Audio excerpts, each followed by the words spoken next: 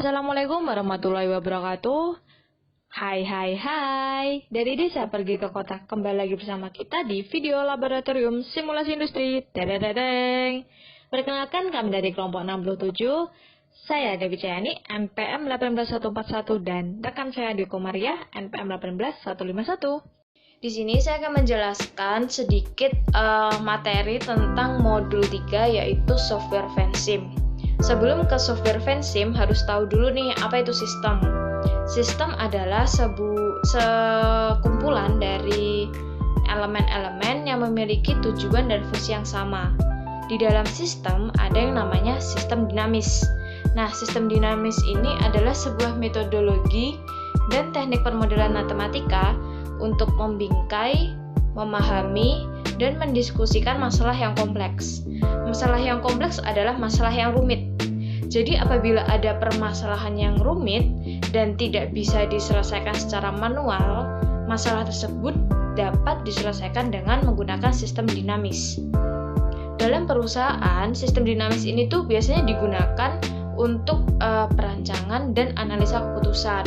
Jadi si sistem dinamis ini dapat membantu pengguna dalam pengambilan keputusan.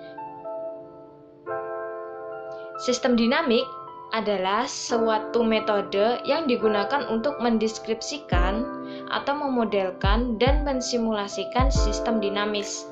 Dalam sistem dinamik, kita itu diajarkan untuk berpikir secara sistem. Maksudnya secara sistem itu adalah kita dapat menyelesaikan masalah, tapi kita tetap melihat bagaimana pengaruh keseluruhannya, semua pengaruhnya terhadap semua yang berhubungan dengan masalah tersebut. Nah, sebenarnya ada beberapa software yang bisa digunakan dalam sistem dinamis ini. Tapi dalam hal ini kita menggunakan fansim, di mana software yang digunakan untuk konseptual dan simulasi analisis serta optimasi model sistem dinamis ini kita menggunakan fansim. Nah, fansim ini sendiri itu dia menawarkan cara yang sederhana, simpel untuk membangun model simulasi dan diagram simpel kausal atau causal loop diagram, atau bisa juga dengan stock dan flow diagram. Nah, di sini ada contoh soal dan juga penerapan terhadap program dinamisnya akan dijelaskan rekan saya Dwi Komaria Arifin. Nama saya Dwi Komaria Arifin, NPM 151 dari kelompok 67. Jadi di sini saya akan menjelaskan mengenai studi kasus dan software, di mana studi kasus pada modul 3 mengenai fansim ini adalah sebuah perusahaan yang bergerak di bidang industri alat tulis. Perusahaan ini bernama PT Dewi Jaya Abadi, di mana dia itu menerapkan sistem produksi make to stock dengan permintaan yang fluktuatif dan tidak menentu. Dengan kemampuan yang dimiliki, perusahaan tidak setiap bulannya dapat memenuhi permintaan dan kemudian menghasilkan order backlog. PT Sinar Dewi Jaya Abadi berusaha untuk memenuhi permintaan pelanggan dengan mengubah kapasitas produksi dengan memanfaatkan tenaga kerja yang dimiliki. Namun, yang menjadi permasalahan dalam perusahaan ini adalah banyaknya variabel dalam sistem yang terlibat dalam perencanaan kapasitas produksi. Dengan adanya interaksi antara variabel di dalam sistem, maka langkah awal untuk menyelesaikan permasalahan ini adalah dengan diusulkannya pembuatan model dan simulasi sistem dinamik. Lah, berdasarkan masalah di atas, maka dibuatlah model simulasi causal loop diagram dengan sasaran utamanya, yaitu pertama, mengidentifikasi variabel-variabel yang terlibat dalam sistem produksi. Kedua, mengungkapkan kejadian hubungan sebab akibat atau causal relationship dari variabel-variabel sistem ke dalam bahasa gambar, di mana gambar yang ditampilkan adalah panah-panah yang saling terkait satu sama lain. Lah, yang terakhir ini adalah untuk mengetahui arah hubungan antar variabel. Maka dari itu, berikut ini merupakan tutorial atau pengoperasian softwarenya. Oke, jadi pertama-tama kita membuka software fansim.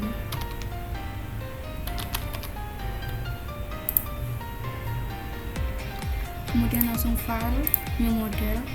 Karena kita menggunakan simulasi untuk tahun 2020 sampai tahun 2025, maka initial time dan final time diisi seperti ini. terus time step-nya 1 atau pergerakannya itu setiap 1 tahun, terus unit for time kita menggunakan tahun. Oke, sudah, ini berarti lembar kerja kita. Selanjutnya yang perlu kita lakukan adalah klik variabel, karena kita membuat studi kasusnya itu isi pensil mekanik, maka kita tulis seperti ini.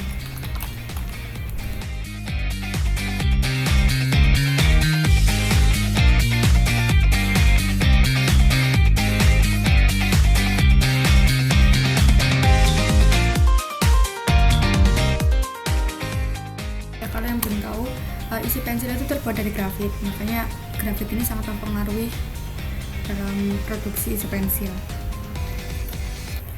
Kalau sudah, kita percantik dengan menata bagian-bagian supaya terlihat rapi.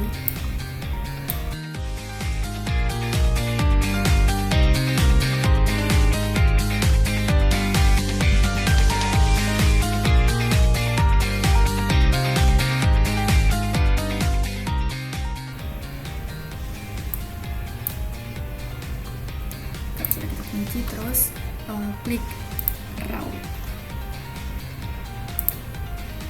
Nah, kita hubungkan seperti ini.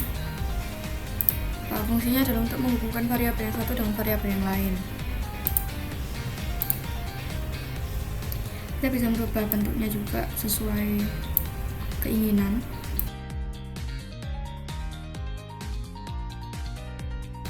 Nah, untuk memberi kejelasan tentang hubungan antara satu variabel dengan variabel yang lain, kita klik row kanan.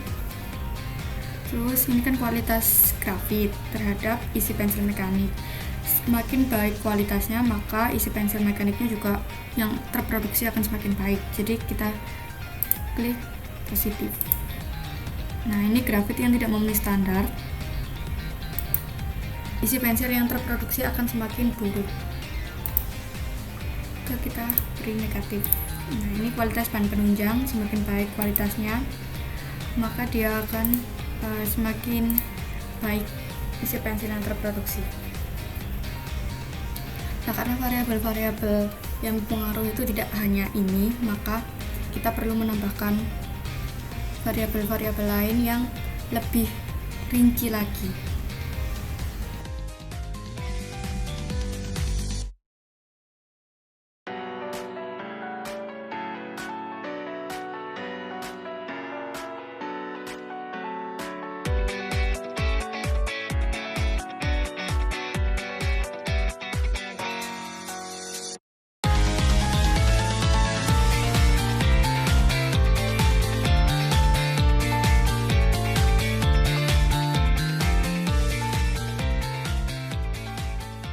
Sudah diketahui variabel-variabel mempengaruhinya, yaitu pertama ada grafit yang tidak memenuhi standar kualitas grafit, di mana grafit ini merupakan bahan baku utama dalam pembuatan isi pensil, dan ketiga ada kualitas bahan penunjang, tingkat permintaan isi pensil mekanik, kapasitas produksi, jumlah tenaga kerja, dan stok isi pensil mekanik. Terus ada penggunaan isi pensil mekanik oleh konsumen, impor isi pensil mekanik, ekspor isi pensil mekanik, dan harga isi pensil mekanik.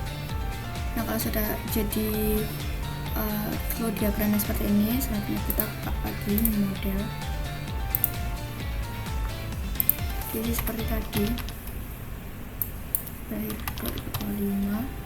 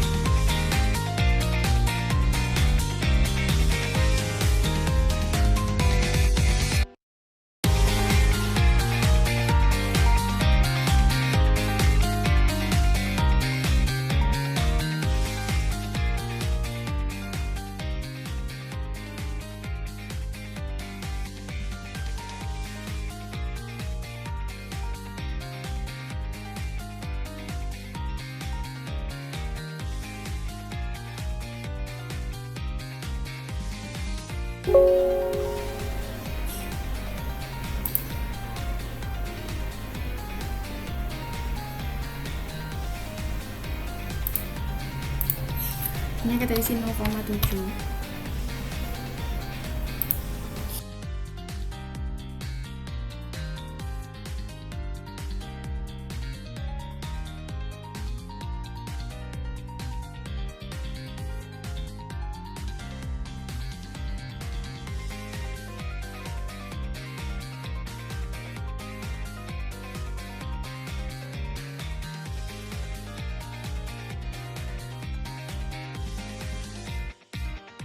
Nah, kalau sudah seperti ini, langkah selanjutnya adalah kita ketik sini.